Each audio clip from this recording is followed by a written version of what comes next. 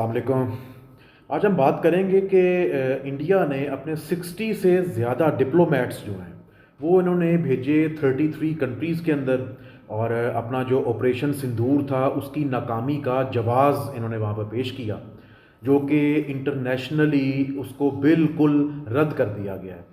ये यूएनओ में भी गए हैं, ये जनाब अमेरिका भी गए हैं, वहाँ के डिप्लोमेट्स ने, वहाँ के जनाब जो उनके रिप्रेजेंटेटिव्स थे उन्होंने इनको मिलने से इनकार कर दिया।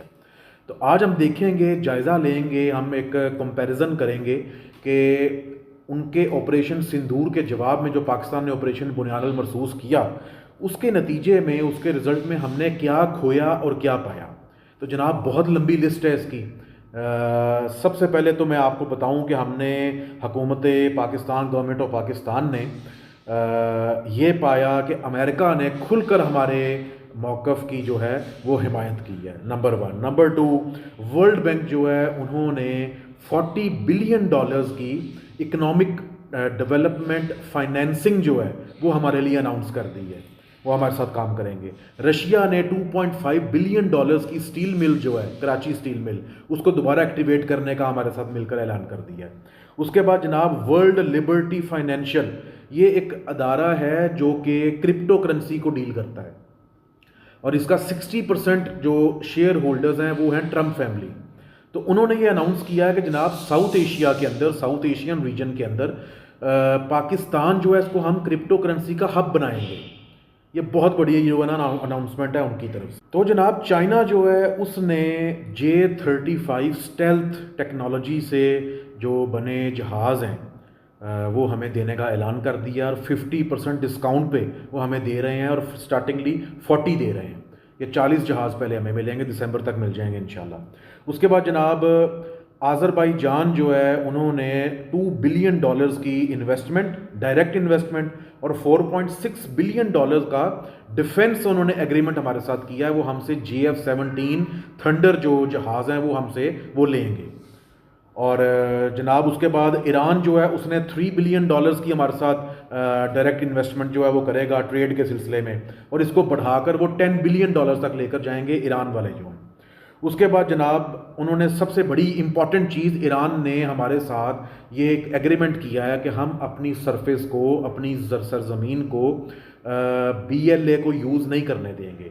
जो बलूचिस्तान लिबरेशन आर्मी के नाम से दहशतगर्द तंजीम ईरान की ज़मीन इस्तेमाल करते हुए बलूचिस्तान में, पाकिस्तान में अटैक्स करवा रहे थे, जिसके पीछे इंडिया था, वो ईरान ने कहा कि हम उनको अपनी ज़मीन इस्तेमाल नहीं करने देंगे। बहुत बड़ी डेवलपमेंट है।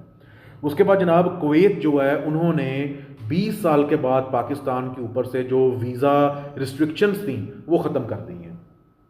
और जनाब दुबई जो है उन्होंने भी हमारे वीज़ा के जो मसले मसाइल आ रहे थे पीछे, काफ़ी लोग जो हैं वो जाना चाह रहे थे लेकिन वीज़ा नहीं लग रहा था दुबई का, और काफ़ी जो है मुश्किलात आ रही थी, वो वीज़ा दे नहीं रहे थे। फैमिली वीज़ा लग रहा था, मैं विज़िट वीज़ा की बात कर रहा हूँ। तो उन्होंने वो भी मसला हमारा हल कर दिया दुबई वालों ने, और साथ उन्होंने $10 बिलियन की, 10 अरब डॉलर की डायरेक्ट इन्वेस्टमेंट का भी ऐलान किया। उसके बाद जनाब कतर जो है उसने $3 बिलियन की डायरेक्ट इन्वेस्टमेंट का ऐलान किया है। टर्की और पाकिस्तान के दरमियान $5 बिलियन की ट्रेड एग्रीमेंट हुआ है, टर्की। और मोस्ट इंपॉर्टेंटली अफगानिस्तान जो है वो जनाब CPEC का जो फेज़ 2 हम शुरू करने जा रहे हैं, चाइना और पाकिस्तान, उसमें शमूलियत का ऐलान कर दिया है। और उसके बाद उन्होंने कहा है कि अफगानिस्तान की जो ज़मीन है वो तालिबान, TTP के दहशतगर्द जो हैं वो यूज़ नहीं कर सकेंगे, और वो हमारे साथ जनाब CPEC के अंदर आ रहे हैं। हाँ, CPEC जो है काबुल तक पहुँच रहे हैं। उसके बाद यूरोप ने 4 साल से PIA पे पाबंदी लगाई हुई थी, बैन किया हुआ था। PIA जो है वो यूरोप के अंदर, यूरोप की एयर स्पेस यूज़ नहीं कर सकती थी, वो बैन उन्होंने ख़त्म कर दिया है।